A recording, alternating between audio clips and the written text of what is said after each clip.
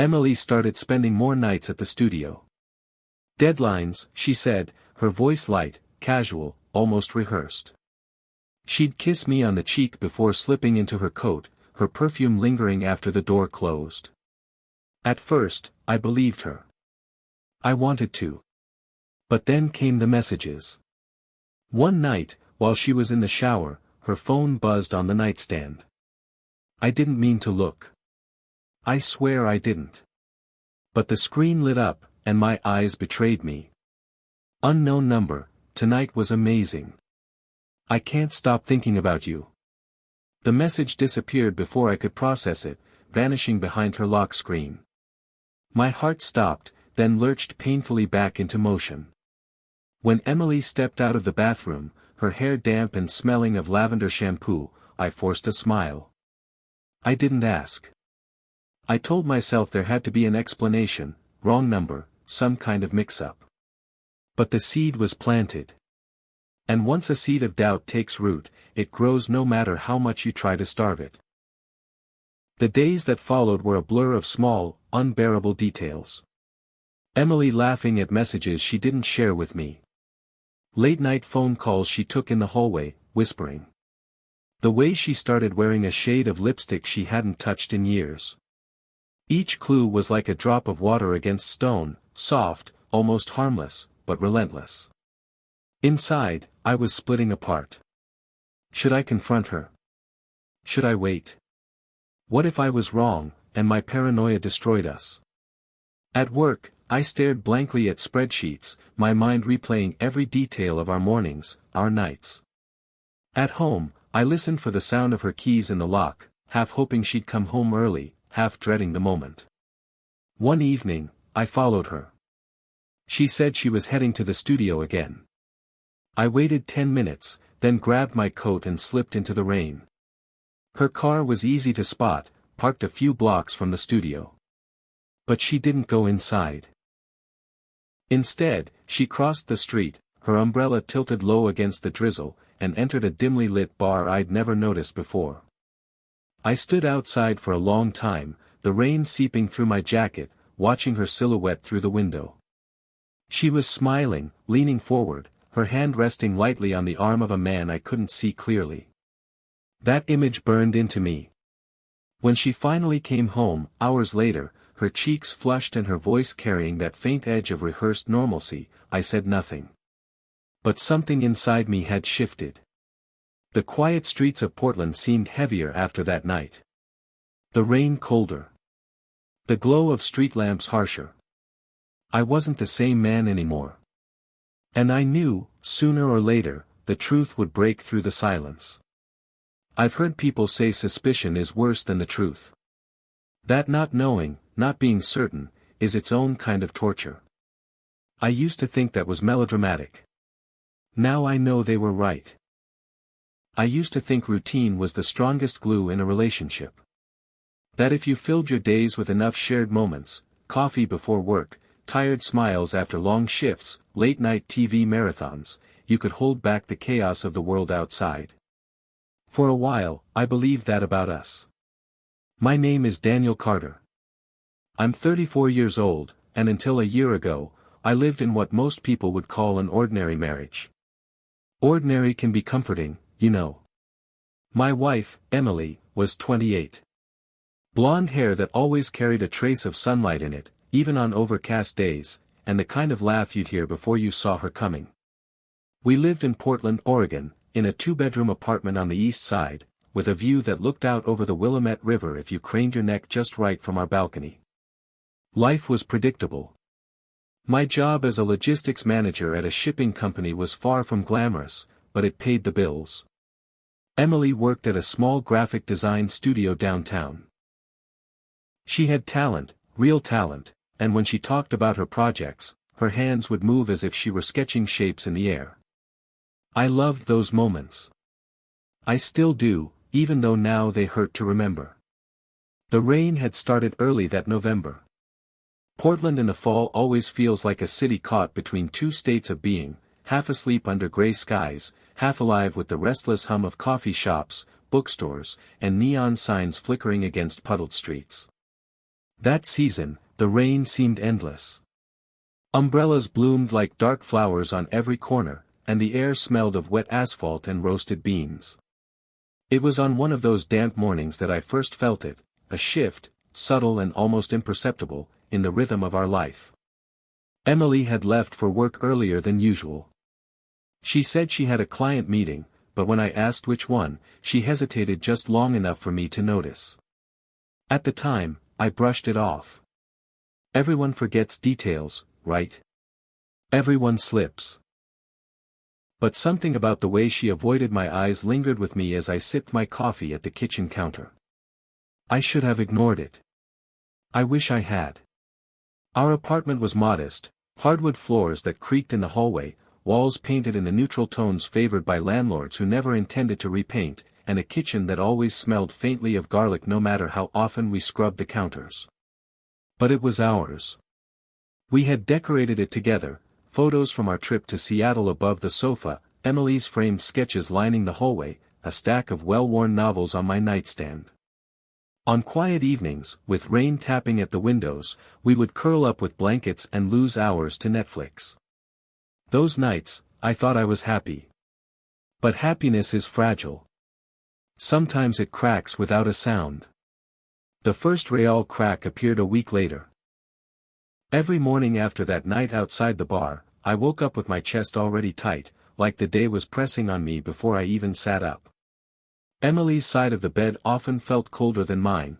She had begun setting her alarm earlier, claiming she needed to beat traffic or get ahead on work. I'd watch her move around the bedroom, sliding earrings into place, smoothing her hair in the mirror, and I'd wonder who exactly she was getting ready for. The little things gnawed at me. A new perfume on her dresser, something floral, sharper than her usual lavender scent. Unfamiliar songs on her playlist, the kind that didn't match her usual taste. Late-night showers, when she'd come home long after dinner, humming softly as if trying to convince herself everything was normal. One morning, as I stood at the kitchen counter pouring coffee, she breezed in wearing a navy dress I hadn't seen before. It clung to her waist, professional but elegant, and for a second I almost told her she looked beautiful. The words rose up instinctively, like they had for years. But then I swallowed them down, the memory of her laughter in that bar still raw in my mind. Big client meeting? I asked instead, trying to sound casual. She froze, just for a heartbeat. Barely a flicker. But I saw it. Yeah, she said finally, dropping a slice of bread into the toaster. Important pitch. I'll probably be late tonight. I nodded, though my jaw ached from clenching. Work offered no refuge. The shipping company's warehouse buzzed with the clatter of forklifts and the endless shuffle of paperwork. My desk overlooked a gray expanse of loading bays, men in neon vests moving crates like pieces on a chessboard. Normally I found a strange satisfaction in the rhythm of it all, numbers adding up, schedules aligning. But lately, my mind drifted. I'd stare at spreadsheets, the rows of figures blurring into nonsense. My phone sat on the desk like a loaded gun, tempting me. Once, I almost called Emily's studio just to check in, but stopped myself at the last second. What would I even say? What if she wasn't there? Instead, I sat in silence, pretending to work while my thoughts spun in circles. At lunch, my coworker Mike plopped down beside me in the break room, unwrapping a sandwich with the unbothered air of a man who had never doubted anything in his life. He was older, mid-40s, divorced, always quick with a joke. "You look like hell, Carter," he said, mouth full of turkey and cheese. "You sick or something?" "Just tired," I muttered, stirring the sludge they called coffee. "Yeah, well, tired turns into ulcers. Or worse. You gotta let shit go, man." I almost laughed at that. If only he knew. The city itself seemed to mock me. Portland in November wore a constant drizzle, streets slick with water, neon signs reflected in puddles like distorted mirrors.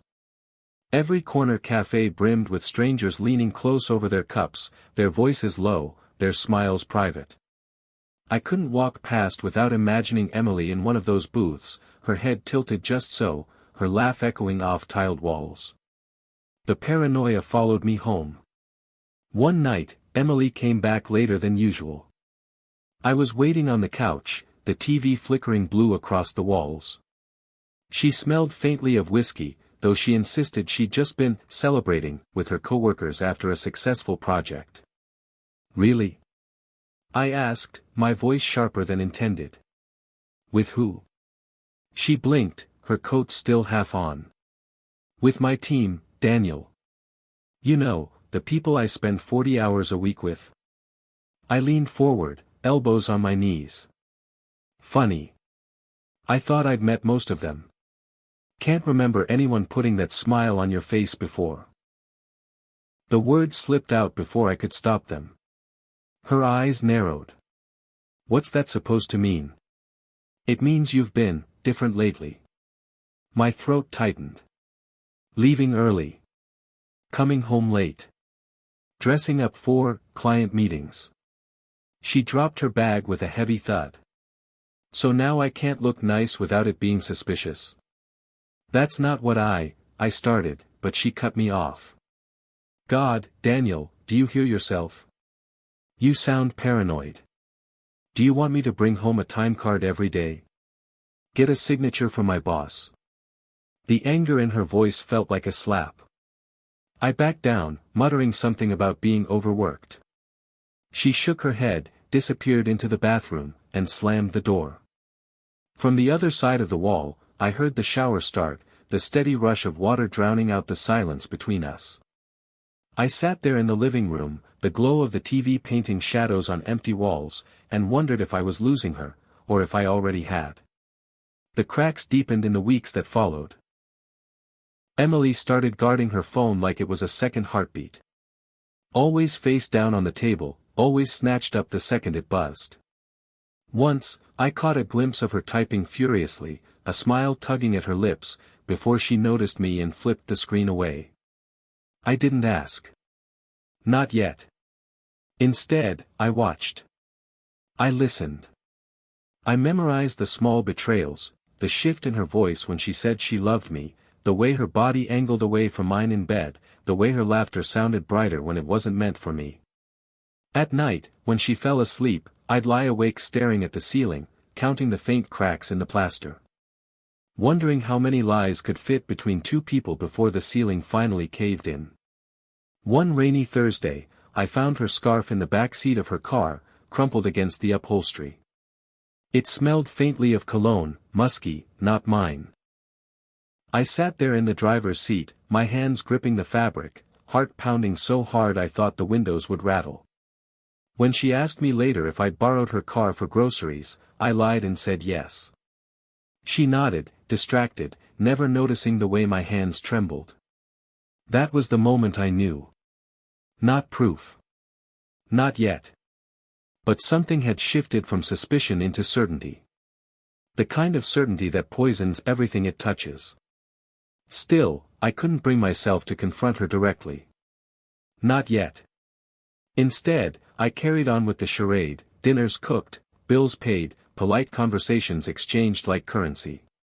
To anyone else, we looked the same. A young couple weathering life in a rainy city. But beneath the surface, the fractures widened. Every time Emily kissed me goodbye, I wondered whose lips had been there before. Every time her phone buzzed, I wondered whose name was lighting up the screen.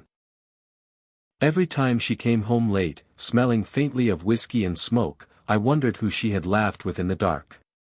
And each time, I swallowed it down, the silence heavier than any scream. Because once you open that door, there's no closing it again. And I wasn't ready. Not yet. The rain never stopped that winter. The city felt like it was drowning, every gutter overflowing, every river swollen and restless.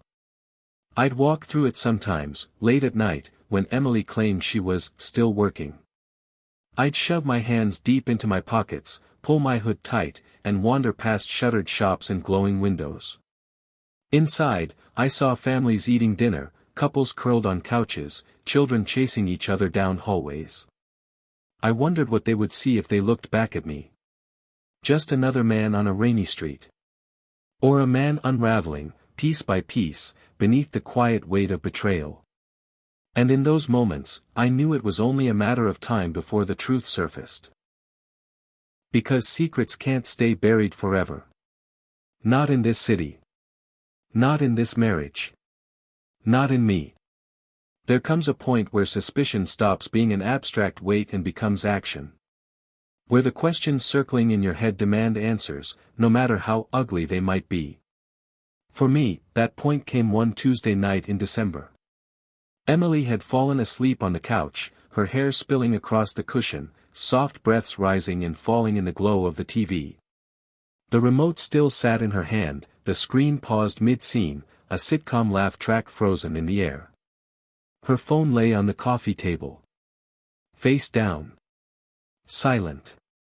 I stared at it for what felt like hours. The thing about crossing a line is that you always tell yourself you won't. You tell yourself you're better than that, stronger, more trusting. And then one night, when the person you love most in the world is asleep 3 feet away, you find your hand moving on its own. I picked up the phone. My heart hammered against my ribs as I swiped up, already half expecting the lock screen to block me. But Emily's face recognition was active, and her sleeping profile tilted just right. The screen unlocked. And there it was. Dozens of messages. Not a name, just a number, saved without contact details.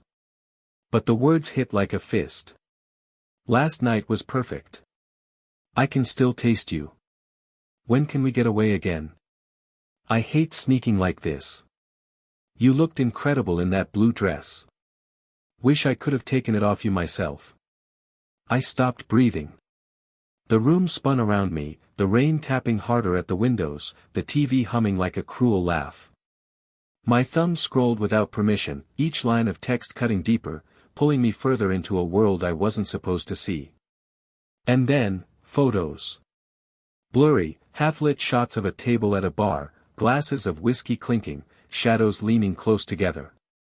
A man's hand, broad, ringless, resting near hers. Her smile, captured in secret, brighter than any she'd given me in months. I dropped the phone like it burned. Emily stirred on the couch, mumbling something incoherent, rolling onto her side. I sat frozen, my pulse deafening in my ears, terrified she would wake and find me crouched there like a thief in my own home. But she didn't. She slept on, unaware. And I sat in the silence, my chest hollow, the truth finally too heavy to ignore. The next morning, I couldn't look at her the same way. She kissed me goodbye as usual, a soft brush of lips against mine, and I forced myself not to recoil. Her perfume clung to me long after she left, but instead of comfort, it felt like a taunt. I went to work, but nothing made sense anymore. The numbers on my spreadsheets blurred, the voices of my coworkers faded into static. Every thought was consumed by those messages, those photos, those stolen moments. I couldn't stop picturing her with him. I needed to know who he was. So I followed her again. It was a Friday evening, the city drenched in rain, Christmas lights flickering faintly along soggy streets. Emily left the studio around 6, her umbrella bobbing as she walked briskly down the block. I stayed back, hood pulled low, heart pounding with every step. She didn't head toward home. Instead, she cut across Burnside, weaving through the crowds, her pace steady and confident, as if she'd walked this route 100 times before. I trailed her past a row of bookstores and coffee shops, neon signs reflecting in puddles, until she slipped into a restaurant tucked between 2 closed storefronts. From the sidewalk, I saw him. Tall, dark-haired, late 30s maybe. Broad shoulders under a gray coat. He stood as she approached, his face breaking into a smile so warm it made my stomach twist. Emily's smile mirrored his, brighter than I'd seen in months. They hugged. Not polite, not professional. The kind of hug that lingers, where bodies fit too perfectly together. I stood in the rain, hands shoved deep in my pockets, watching through the glass as they sat at a table by the window. Candles flickered between them. Their heads leaned close. His hand brushed hers, casual, practiced. And she let him. I should have turned away. Should have spared myself the sight. But I couldn't. I watched until the food came, until laughter spilled past the glass, until the world around me blurred into rain and neon. Finally, when I couldn't bear it anymore, I walked away. My shoes splashed through puddles, my hood dripping, my vision clouded with more than rain. By the time I reached our apartment, I felt hollowed out. That night, when Emily came home, I pretended to be asleep. She slipped quietly into bed, careful not to wake me. Her body was warm against mine, her breathing even. But all I could hear were his words in those messages. All I could see was her smile at that table. All I could feel was the fracture widening between us, too deep to mend. The days that followed were unbearable. I found myself studying her every move, searching for cracks in her lies. When she said she was working late, I imagined his hands on her skin. When she laughed at her phone, I heard his name in the silence. Once, at dinner, I asked casually, "So, what did you do for lunch today?" She froze for a fraction of a second before answering. "Oh, just grabbed a sandwich at the studio."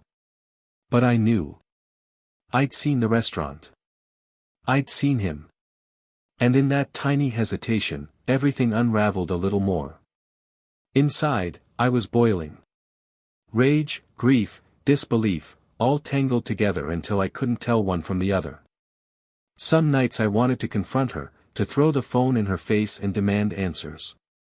Other nights I wanted to walk out without a word, leave her to the lies she'd chosen. But I did neither. Instead, I stayed. I waited. I gathered the pieces like a man building his own destruction. Because if the truth was going to tear us apart, I wanted to see every shard, every splinter, every jagged edge. I wanted the full picture, no matter how much it destroyed me. And deep down, a darker thought had begun to take root, one I wasn't ready to admit, even to myself. That maybe this wouldn't end with words. That maybe silence wasn't the only thing breaking inside me.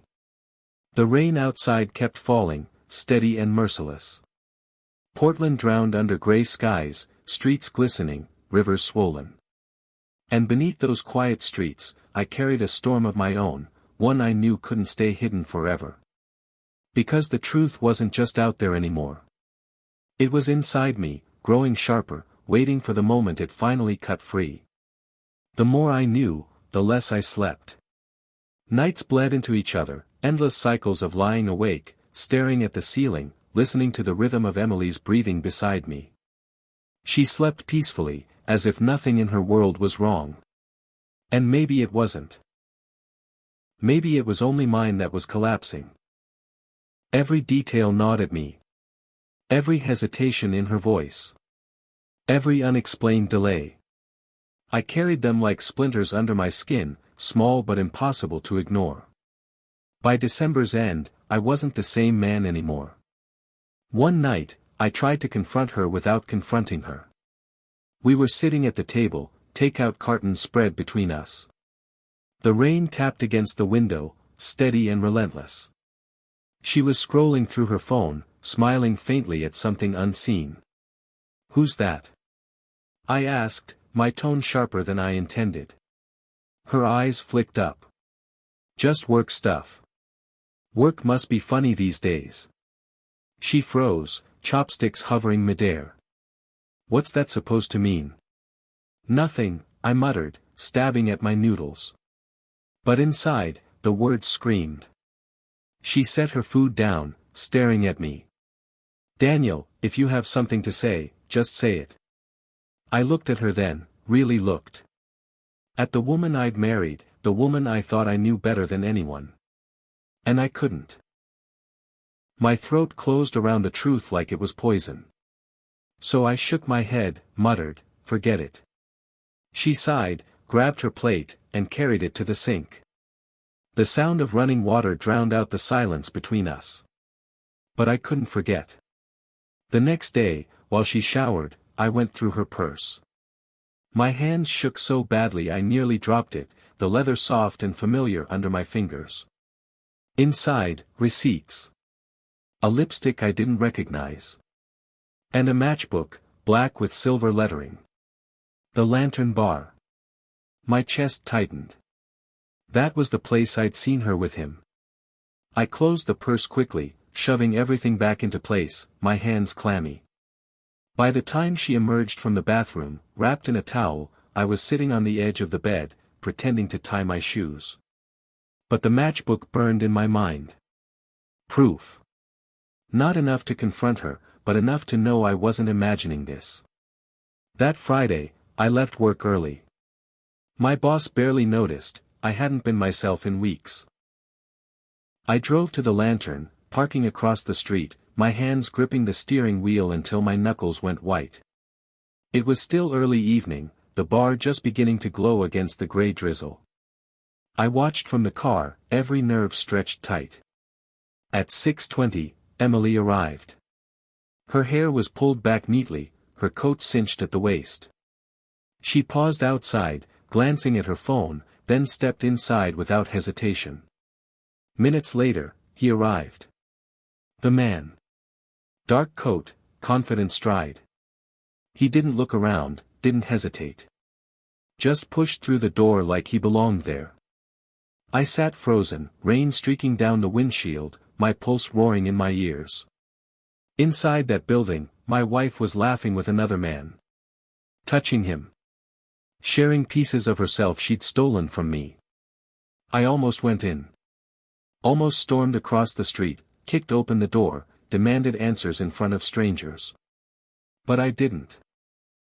Instead, I sat there for nearly 2 hours, watching shadows move behind the bar's frosted glass, until finally they emerged together. They didn't hold hands. They didn't touch. But their bodies leaned too close, their movements in sync. She looked lighter, freer, as if leaving me behind had unburdened her. I ducked low in my seat as they passed, my chest tight, my breath shallow. They walked down the block, turned a corner, and vanished. I stayed in the car until the rain blurred the city into nothing but lights and shadows. That night, when Emily came home, she smelled faintly of whiskey again. She kissed me softly, almost guiltily, before slipping into bed. I lay stiff beside her, eyes open in the dark. I wasn't imagining it. I wasn't paranoid. It was real. And soon, she would have to face it. But the days stretched on, and I still couldn't bring myself to confront her. Instead, I collected proof in silence. Another receipt tucked into her purse. 2 dinners at an Italian place we'd never visited together. A smudge of cologne on her scarf.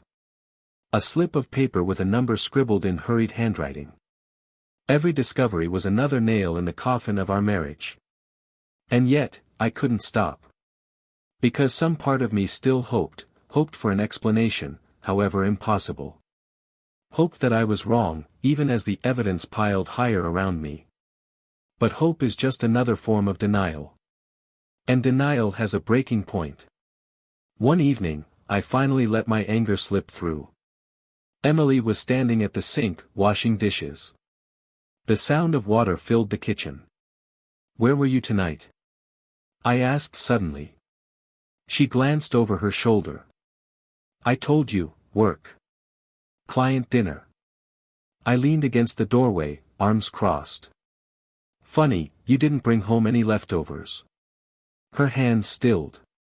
She turned slowly, a dish dripping suds in her grasp. "What is this, Daniel? An interrogation? Maybe it should be." My voice was sharp now, shaking with the weight of weeks. "You've been lying to me." Her eyes widened, then narrowed. "Lying? About what?" I took a step closer, my fists clenched. "Don't play dumb. I know. The late nights. The bar. But the words caught in my throat. I couldn't bring myself to say him. She stared at me, her face unreadable. Then she set the dish down slowly, wiped her hands on a towel, and walked past me without a word. The bedroom door shut with a soft but final click. I stood in the kitchen, shaking, the sound of the rain pounding harder against the windows. And I knew something had snapped. Not just in her. Not just in us. But in me. That night, I sat awake in the dark, listening to the city breathe outside our windows. Sirens in the distance. Rain on the glass. The low hum of traffic on wet streets. And beneath it all, a new silence. Heavy. Suffocating. The kind that comes before a storm. Because I knew then, our confrontation wasn't far off. And when it came, there would be no going back. The night it finally broke open wasn't planned. I didn't set out to destroy us that evening. But lies have a way of pushing through, no matter how tightly you try to hold them down. It was a Sunday, gray and wet, the kind of Portland day where the sky seemed glued shut with clouds. We'd spent most of it in silence, moving around each other like strangers in the same house. I cooked pasta for dinner, she barely touched it. I tried to make small talk, she scrolled on her phone, her face hidden behind the glow of the screen. And then, something inside me snapped. Who is he? I asked. The words came out low, almost calm. But the silence that followed was deafening. Her fork clattered against the plate. She looked up, startled, like a child caught stealing candy. What? You heard me. My voice was steady, though my hands trembled under the table. Who is he? Her lips parted, but no words came. I saw the flash in her eyes. Panic, guilt, calculation. Daniel, I don't know what you're talking about. Don't lie to me. My chair scraped back as I stood. The bar. The dinners. The late nights. I know, Emily. I've seen you with him. Her face drained of color. She opened her mouth, closed it, then looked away. For a moment, the room was nothing but the sound of rain against the windows. Finally, she whispered, "It's not what you think." I laughed, sharp and bitter. Then what is it? Explain the texts. The photos. Explain why you've been sneaking around for months. Her eyes filled with tears, but I felt nothing. No sympathy, no softness. Just a hollow rage. You went through my phone, she asked, her voice breaking. That's all you care about? Not the fact that you've been cheating on me, but that I found out. Her tears spilled over, streaking down her face. Daniel, I didn't mean for it to happen. I swear. I didn't go looking for it. Who is he? I demanded, my voice echoing in the small apartment. She buried her face in her hands. His name is Mark. He's a client. It started after one of the meetings. I was lonely, you were always. Don't you dare put this on me. My fists clenched so tight my nails dug into my palms. I worked. I supported us. I was here. You were the one sneaking around like a coward. Her sobs filled the room, but they slid right off me. How long? I asked coldly. She looked up, her mascara smudged. 3 months. 3 months. 90 days of lies. 90 nights of smiling at me while giving herself to someone else. I felt something inside me collapse. You disgust me, I said quietly. Her shoulders shook, her whole body trembling. Daniel, please, I still love you. I made a mistake. I didn't want to hurt you. I stared at her, the woman I had once trusted with everything. And I realized there was no going back.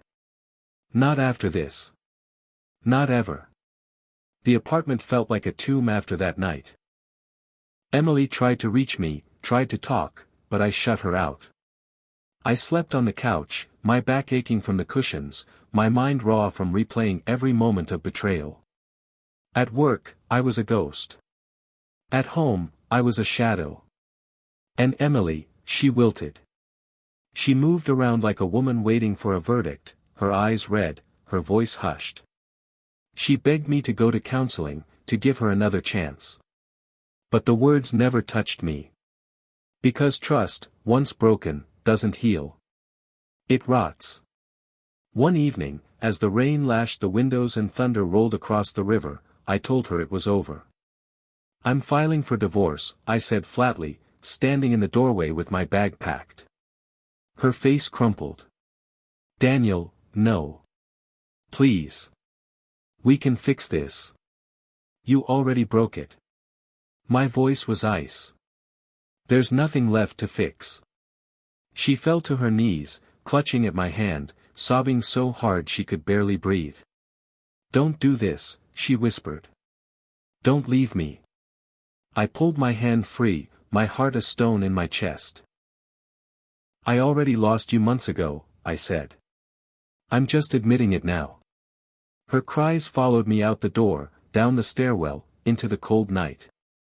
The rain soaked me to the bone, but I welcomed it.